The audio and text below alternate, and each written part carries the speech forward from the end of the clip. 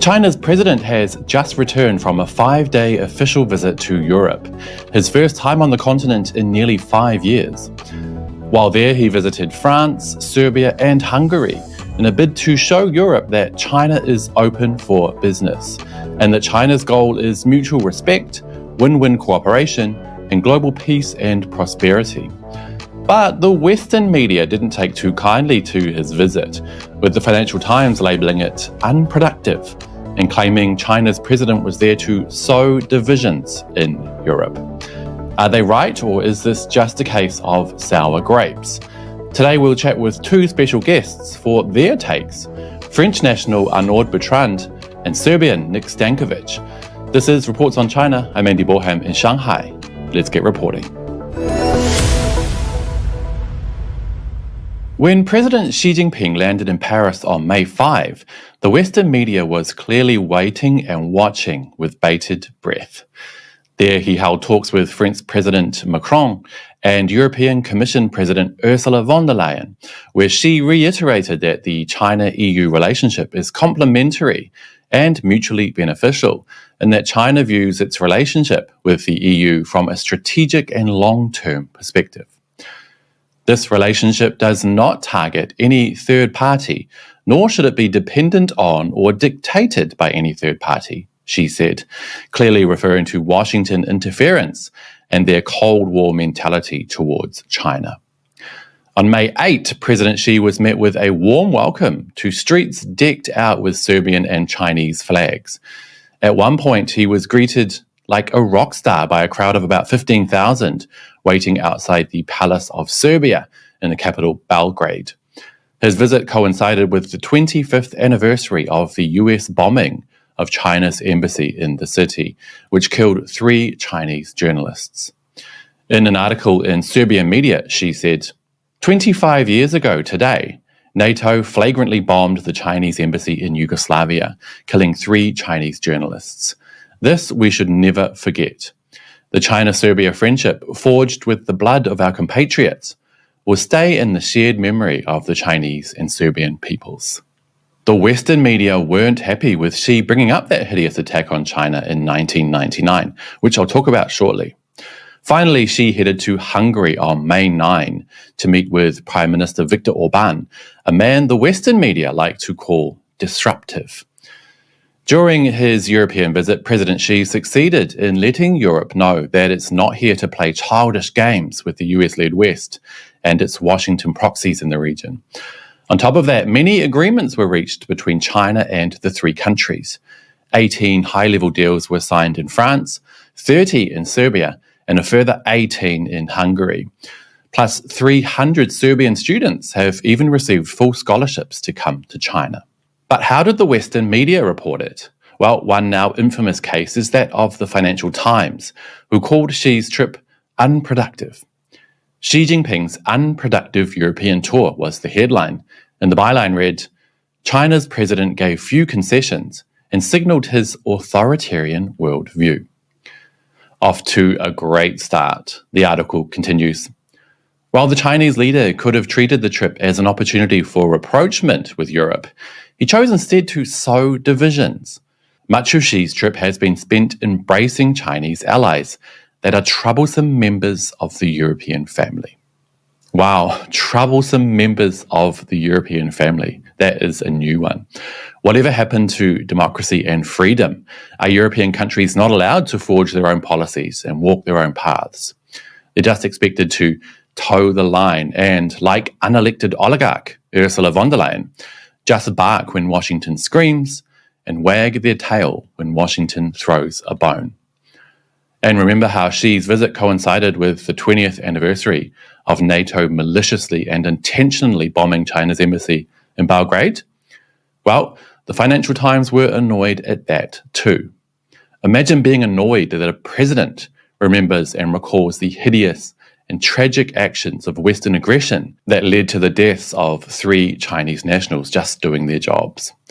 They wrote, visiting Belgrade on the 25th anniversary of NATO's bombing of the Chinese embassy gave Xi opportunity to criticize the Atlantic Alliance and voice support for non-EU Serbia's claim to Kosovo. Boo bloody who. It's very clear to me that the Financial Times, nothing more than a stenographer for US-led Western hegemony, is suffering from a case of sour grapes. I posted on Twitter. Seriously, if the Financial Times calls Xi's trip unproductive, then I'm absolutely positive it achieved everything China wanted to achieve. Now I want to bring in French national Arnaud Bertrand, who's a well-respected geopolitical commentator. Arnaud, it is such a pleasure to have you on the show. First, I want to get your overall thoughts on President Xi's visit to France. How do you think it went, and how was it received by the French public? So I think that both China and France got what they wanted, which means it went well, I think, for both parties. Macron's big thing is strategic autonomy, which means he wants to show that, in his own words, France is not a vassal of the US and can speak, with its own voice to other countries. So that's what he showed by, inviting Xi and speaking directly to China. And China wanted kind of the same thing. They wanted to, show that there are some friendly Western countries out there which are not completely behind the US. So I think both sides got what they wanted in that regard. I think the one thing that kind of spoiled the party was the presence of Ursula von der Leyen at the first meeting in the first morning, because she has always been very hostile, at least in her rhetoric with China. And, straight after the meeting, she did a press conference, which was quite, aggressive and so on. And all in all, many French people were commenting that it conflicted with Macron's rhetoric on strategic autonomy, because he had her literally chaperoning him in the meeting. And then in her speech afterwards, she was using rhetoric like overcapacity and so on, which is American rhetoric. So it didn't really show strategic autonomy at all. Anyway, after she was just there for one meeting, and after they spent the remaining 1 day and a half, only both of them, Macron and Xi. So that was, not the main show, but it was still, I think, a negative point of the meeting. And lastly, I think there were some interesting joint statements that came out from the trip, like, for instance, one on the Israel-Palestine situation, which showed that actually France and China had quite similar views on the question, insisting on having a two-state solution based on the 1967 borders, things like that. Interestingly, China agreed to try to push for Olympic truce, which is something Macron is keen on, because the Olympics happen in Paris. I don't think it will happen. I don't see it. I don't see, both the Ukraine war and the Gaza situation stopping just because it's the Olympics. But I thought it was interesting that China and France agreed on this. And then there were joint statements on things like AI, global governance, and so on. So it was, even when you look at statements, it was quite productive. Yeah, it does sound very productive, at least from a French perspective. But Western media, as is par for the course, is claiming that President Xi's European tour achieved nothing but sowing division in the region. Do you agree with that statement? Well, I think it's quite it's the usual quite misleading way of framing things. There is this Lord of the Rings quote that I love. I guess you must like Lord of the Rings too, since you're from New Zealand, which is the reason why there are 3 rings of power is because one ring will always corrupt, 2 rings will divide, but with 3 rings there is balance. I think that's the essence of strategic autonomy for Europe. the vision is basically to have three rings of power in the world, not one ring with the US and Europe together against China, but one ring with China, one ring with the US, and one ring with Europe, which I think would be, a better situation. As a European, I don't want Europe to be vassalized to the US. And China wants this. On Europe, at least, according to what Macron is saying, they want this. They want strategic autonomy. So it's kind of ironic that because China is pushing for this, asking the EU to be independent from the US, not to be vassalized, that's somehow presented as sowing division. That's that's not division. That's the normal state of affairs. Europe should have its own voice, its own independent way of having foreign relations, and so on. So that framing is very dishonest, I think. Nice Lord of the Rings analogy there. I think that sort of thing really helps ordinary people understand these quite complex political dynamics, I guess.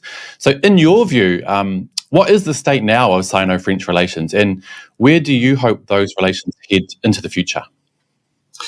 I would say it's not as good as it should be. I think overall Macron keeps speaking about strategic autonomy, but he often fails to jump on opportunities to apply it in practice.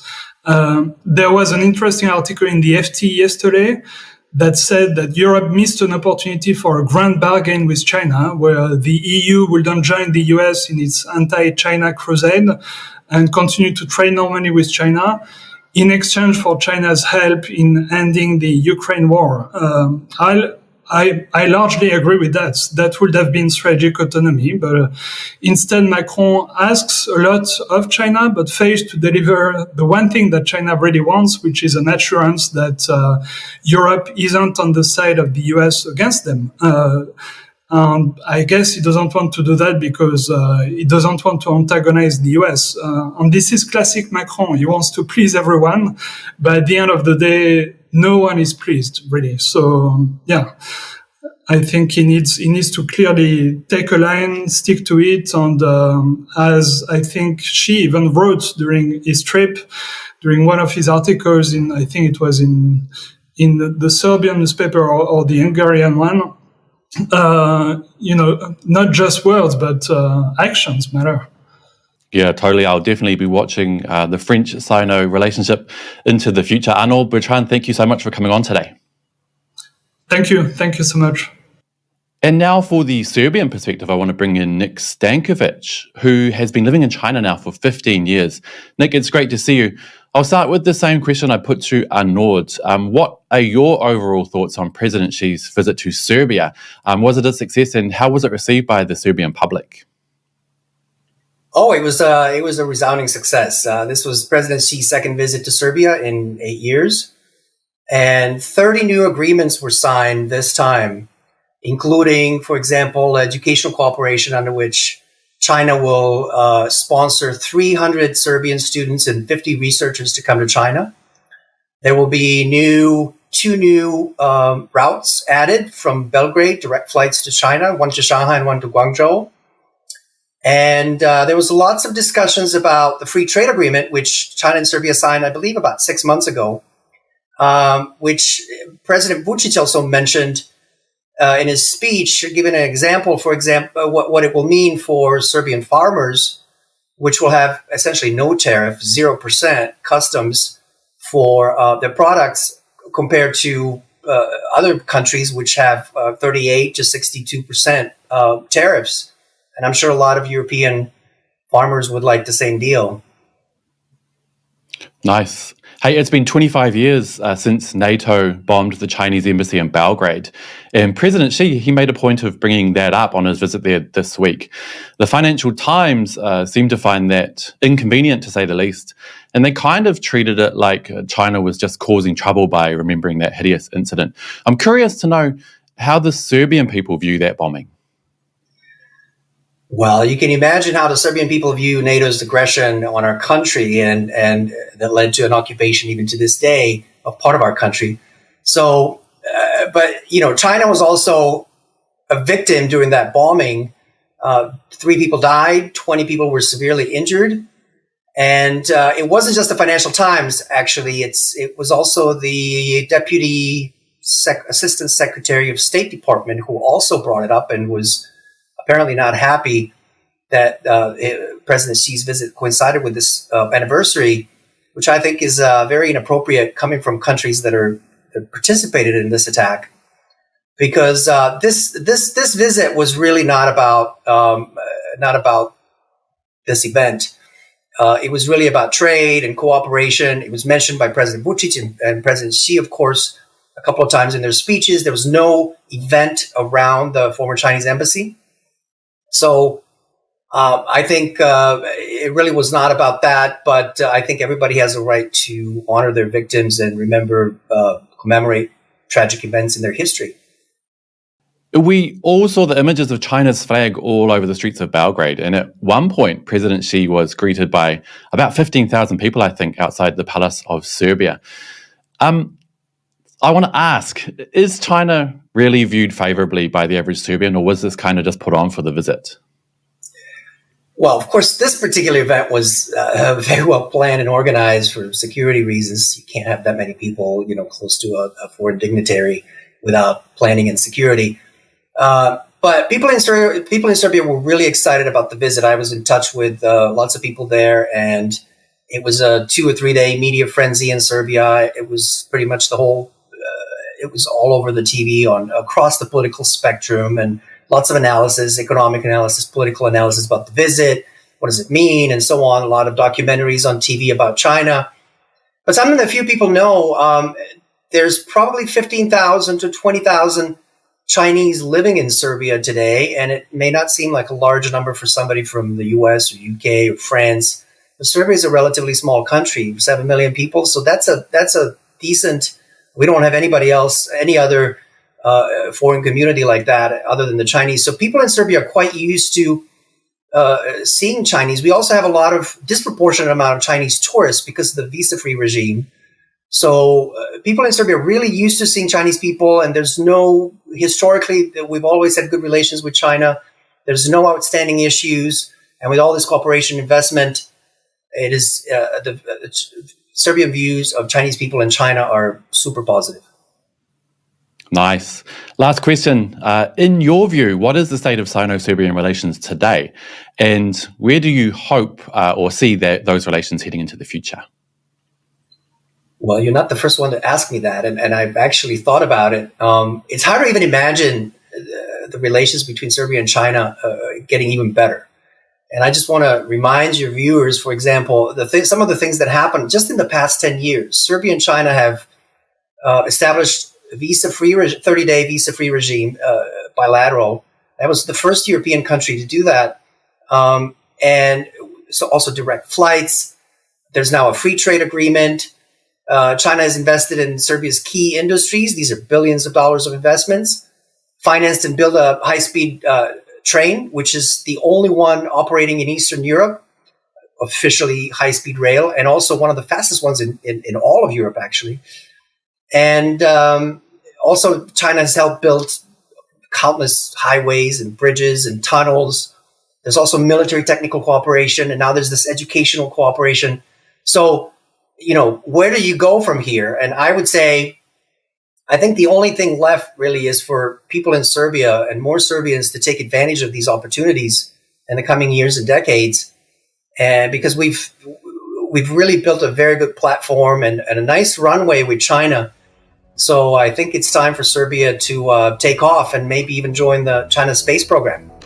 Wow, sounds like the only way is up. Nick, thank you so much for coming on the show today.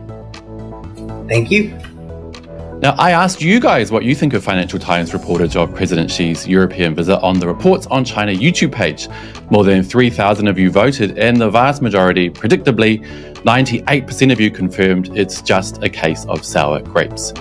K. Renle commented, "It's like the sort of thing someone would say if they did not get invited to the party. I hate you and your party is boring." P. Chan asked, "Did the Financial Times report on the massive welcome by the Serbian ordinary folks and the scale and grandeur of the French visit?" Thanks for the comments, you guys. What do you think? Was President Xi's European visit unproductive or was it fruitful? Let me know down below, and don't forget to hit like and subscribe if you haven't already. And I'll see you all next time. Bye-bye.